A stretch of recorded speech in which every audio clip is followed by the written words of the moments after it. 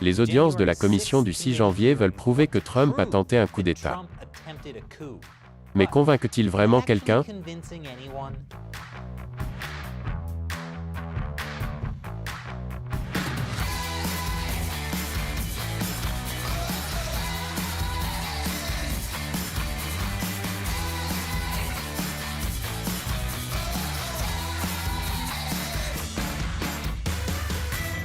Bienvenue à l'émission Amérique dévoilée, je suis Chris Chappell. Eh bien, les amis, c'est l'heure de l'événement médiatique du siècle. Les audiences télévisées sur l'émeute du 6 janvier au Capitole. Les critiques disent que c'est TV incontournable, rempli d'insurgés. C'est toujours un coup de poing. Je m'ennuie de l'époque où le jeudi soir, les émissions incontournables étaient Seinfeld et Urgence. Jeudi dernier, la commission d'enquête sur l'attentat du 6 janvier contre le Capitole des États-Unis a tenu sa première des 6 audiences prévues. Et oui, ils ont diffusé la première audience en prime time. C'est une bonne nouvelle pour la télévision par câble. Qui ne voudrait pas gagner ses $12 de publicité en rendant Trump pertinent à nouveau pour le dénigrer? Pensez à l'audimat. Trump et les médias. Ils se détestent mais ont besoin l'un de l'autre. Tout comme Jerry et Newman. Le comité du 6 janvier est dirigé par 7 démocrates et 2 républicains. Cela fait 1 an qu'elle a commencé à enquêter sur l'émeute du 6 janvier. Maintenant, le comité rend public les preuves qu'ils ont recueillies, et il se concentre sur la responsabilité de Trump pour ce qui s'est passé au Capitole, puisqu'il a appelé à un rassemblement à l'époque. Maintenant, les auditions ne sont pas un procès criminel. Ils essaient juste de jeter les bases d'éventuelles affaires criminelles, et la commission a une idée bien précise des choses. Tout tourne autour de Trump. Ils veulent vraiment vous enfoncer dans le crâne que Trump était au centre d'une tentative de coup d'État. Après la fin de son mandat, Donald Trump était au centre de cette conspiration et, en fin de compte, Donald Trump, le président des États-Unis, a incité une foule d'ennemis intérieurs de la Constitution à marcher sur le Capitole et à subvertir la démocratie américaine. La républicaine Liz Cheney, farouche critique de Trump, fait également partie de la commission. Elle affirme que Trump a à la fois convoqué une foule et orchestré un plan sophistiqué pour renverser l'élection. Le président Trump a convoqué la foule, rassemblé la foule et allumé la flamme de cette attaque. Pendant plusieurs mois, Donald Trump a supervisé et coordonné un plan sophistiqué en 7 parties visant à renverser l'élection présidentielle et à empêcher le transfert du pouvoir présidentiel. Un plan en 7 parties? Oh, je ne savais pas que Trump pouvait faire des plans en plus de 2 parties. Twitter puis jubilé. La commission a montré des témoignages clés et des images pour prouver ces affirmations, ce dont je parlerai plus tard. Et les membres de la commission ont été très clairs sur ce qu'ils veulent voir se produire. Ils disent avoir suffisamment de preuves pour que le ministère de la Justice inculpe Trump au pénal. Ils n'ont pas précisé de quelles accusations criminelles il s'agirait. Un juge fédéral, dans une affaire civile antérieure, a indiqué qu'il pensait que Trump avait, plus probablement que non, commis des crimes fédéraux, comme l'obstruction à une procédure officielle et la conspiration pour frauder les États-Unis. Mais pour l'instant, ce ne sont que des spéculations. Ce n'est pas parce que les membres du comité disent qu'ils ont suffisamment de preuves qu'ils en ont. Par exemple, juste après l'émeute du 6 janvier, Trump a été mis en accusation par la Chambre pour incitation à l'insurrection, avant d'être acquitté par le Sénat. Mais Trump n'a jamais été inculpé pour ces accusations d'insurrection, car comme nous l'avons couvert dans nos précédents épisodes, prouver que Trump a réellement incité à une insurrection est juridiquement difficile à faire. Comme le dit un professeur de droit, dire des choses qui incitent de manière prévisible certains membres de l'auditoire à agir illégalement n'est pas suffisant. Parler de manière imprudente n'est pas suffisant. Même le New York Times l'a admis. Trump a utilisé beaucoup d'images et d'insinuations violentes alors qu'il attisait la colère de ses partisans, leur ordonnait de se battre beaucoup plus fort, et les envoyait marcher sur le Capitole, mais il ne leur a jamais expressément demandé de commettre des crimes. Au moment de cet enregistrement, 3 membres de l'organisation d'extrême droite des Gardiens du Serment ont plaidé coupables à l'accusation fédérale de conspiration séditieuse. Mais selon Reuters, le FBI n'a pas trouvé de preuve que l'attaque du Capitole était coordonnée. Il n'y a pas eu d'accord concret, et encore moins de plan réel, pour entraver l'exécution d'une loi. Ni même de plan sérieux sur ce qu'ils allaient faire une fois entrés. Ils ont probablement pensé, je ne pensais pas que j'irais aussi loin. Même s'ils l'ont fait, ce n'est pas une preuve légale que Trump était dans un quelconque complot. C'est pourquoi le comité du 6 janvier fait ses auditions publiques. C'est en quelque sorte amener Trump devant le tribunal de l'opinion publique. Il est donc assez clair que la commission essaie d'utiliser cette audience pendant une heure de grande écoute pour construire un récit pour le peuple américain.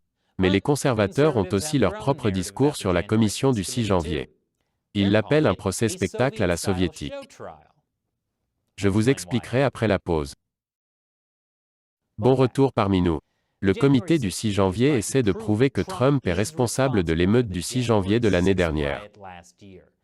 Ils ont fait tout ce qu'ils ont pu pour s'assurer que les audiences touchent le plus grand nombre de personnes possible. Mais certains médias ne mordent pas à l'hameçon.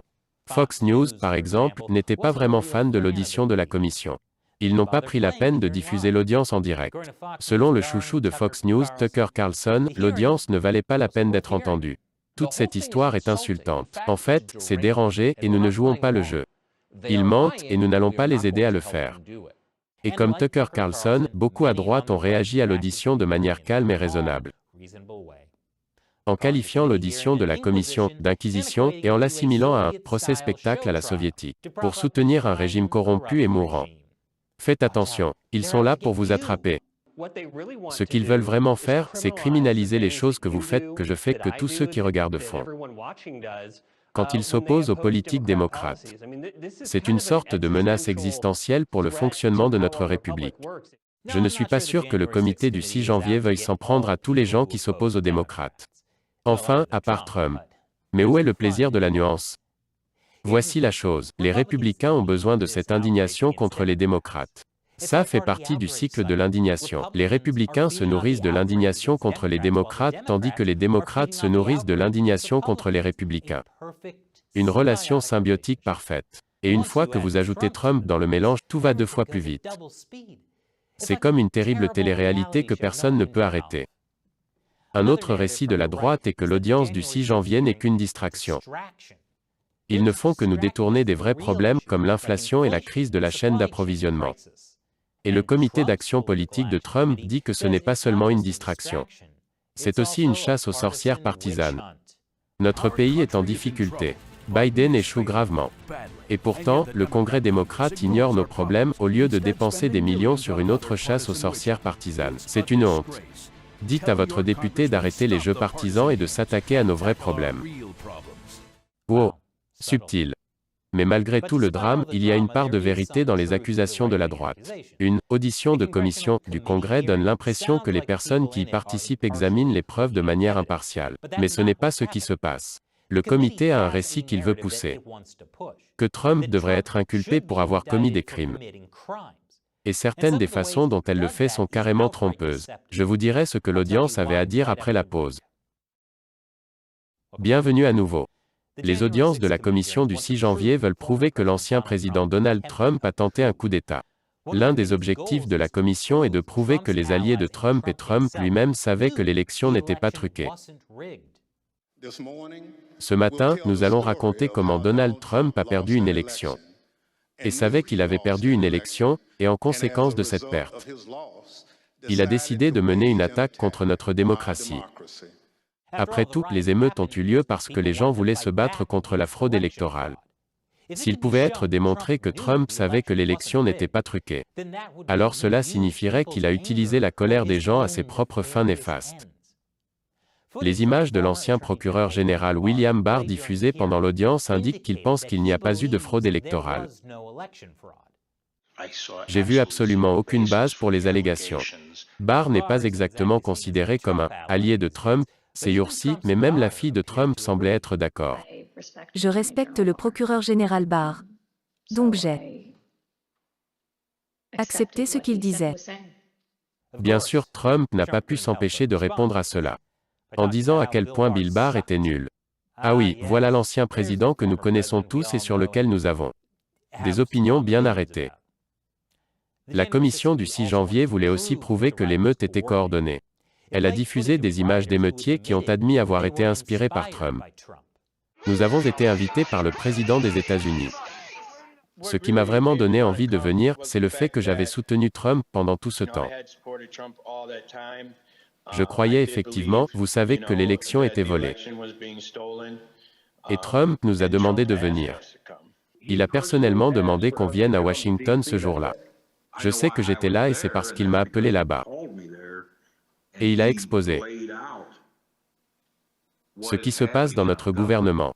Ils ont également présenté des images de Nick Kestid, un cinéaste britannique qui a documenté la rencontre entre les dirigeants des Garçons Fiers et les gardiens du serment. Le comité a également tenu à dire que Trump a refusé d'agir pendant l'émeute pendant des heures.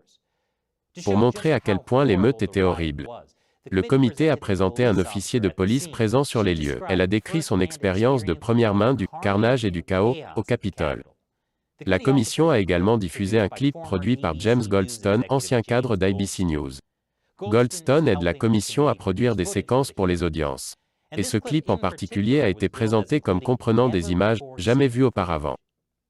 Sur une partie de la séquence, Goldstone a ajouté un extrait d'un entretien avec Trump après le 6 janvier. C'étaient des gens pacifiques. La foule était incroyable. Puis-je mentionner le mot amour? L'amour dans l'air. Je n'ai jamais rien vu de tel. Mais aussi mauvaise que soit l'émeute, ce clip était très trompeur. Il a complètement sorti les mots de Trump de leur contexte. Dans le contexte, il est clair que Trump, dans l'entretien, parlait de son rassemblement pacifique à 1 kilomètre de l'émeute. Trump ne décrivait pas les émeutiers comme des gens pacifiques remplis d'amour. Et il y a aussi des choses qui manquent à l'audience. Par exemple, Mike Pence. Selon certains experts, l'audition tente de faire de Trump contre Pence plutôt que de Trump contre Biden. Parce qu'en faisant de Trump contre Pence, cela semble moins politique et moins partisan. La commission a commencé à mettre cela en place le premier jour des auditions. Selon Liz Cheney, seul le vice-président de l'époque Mike Pence a appelé la garde nationale pour défendre le Capitole. Cheney a également déclaré que Trump, conscient des chants des émeutiers pour pendre Pence, a répondu en disant qu'ils avaient la bonne idée. Mais bien que les choses entre lui et Trump aient tourné au vinaigre, Pence n'a montré aucun intérêt à s'impliquer dans l'audience. Du moins à partir de cet enregistrement. Également absent de l'audience, des clips vidéo qui ont montré que tous les partisans de Trump présents lors de l'émeute n'étaient pas d'accord avec la violence. Beaucoup ont hué les personnes s'introduisant dans le Capitole, comme celui-là.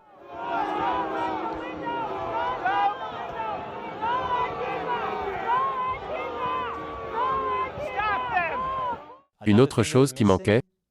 Le témoignage donné au comité de surveillance de la Chambre des représentants en mai 2021. L'ancien secrétaire à la défense par intérim, Christopher Miller, a déclaré que Trump avait approuvé la présence de la garde nationale à l'avance. Pour être juste, Trump a approuvé la présence de la garde nationale afin de protéger ses partisans, pas le Capitole. Et Miller a décidé de ne pas les envoyer parce qu'il craignait que l'on puisse penser que Trump tentait un coup d'État militaire. Mais cela sape quand même un peu l'affaire du comité contre Trump. C'est un problème avec l'audition de la commission du 6 janvier. Elle est clairement motivée par le besoin de créer des personnages qui s'intègrent dans une histoire parfaitement ficelée. Une histoire qui condamne Trump comme le cerveau derrière une attaque contre la démocratie américaine. Mais plus la commission essaie de pousser ce récit tout en omettant des informations, moins il est crédible pour les personnes qui ne sont pas déjà de leur côté. Et la plupart des gens semblent s'être fait une opinion sur l'émeute du 6 janvier. C'est ce que révèle un nouveau sondage de l'Université du Massachusetts à Amherst. 52% des personnes interrogées estiment qu'il est important d'en savoir plus sur le 6 janvier, tandis que 48% souhaitent simplement passer à autre chose. Et c'est presque entièrement partisan. Il y a également eu une forte baisse du nombre de personnes qui veulent tenir les gens responsables du 6 janvier par rapport à l'année dernière. Il semble donc que même certains démocrates en ont assez de parler du 6 janvier. Ce qui n'est pas une bonne nouvelle pour la commission. Bien que le plus gros problème pour le programme télévisuel incontournable de la commission pourrait être que tout cela ressemble à une rediffusion. Après tout, Trump a déjà été destitué par les démocrates et acquitté par les républicains. À 2 reprises. Après 2 ans de couverture médiatique à bout de souffle sur la collusion de Trump avec la Russie, le rapport Mueller n'a trouvé aucune collusion. Et il ne s'est pas prononcé sur la question de savoir si Trump a fait obstruction à la justice. Chaque fois que quelqu'un a promis que Trump serait inculpé pour un crime, cela ne s'est pas produit. Combien de fois peuvent-ils continuer à recycler la même intrigue?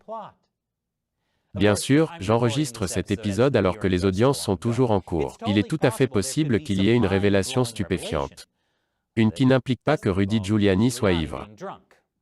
Découvrez-le la prochaine fois dans Outrageux. Pensez juste à l'audimat. Alors qu'en pensez-vous? Dites-le nous dans les commentaires ci-dessous. Et nous ne pourrions pas réaliser cette émission sans le soutien de téléspectateurs comme vous. Vous pouvez nous aider pour seulement $1 par épisode sur patreon.com/americauncovered ou sur notre plateforme exclusive de médias sociaux sans censure americauncovered.locals.com. Les liens vers les deux sont dans la description ci-dessous. Encore une fois, je suis Chris Chappell, merci de regarder Amérique dévoilée.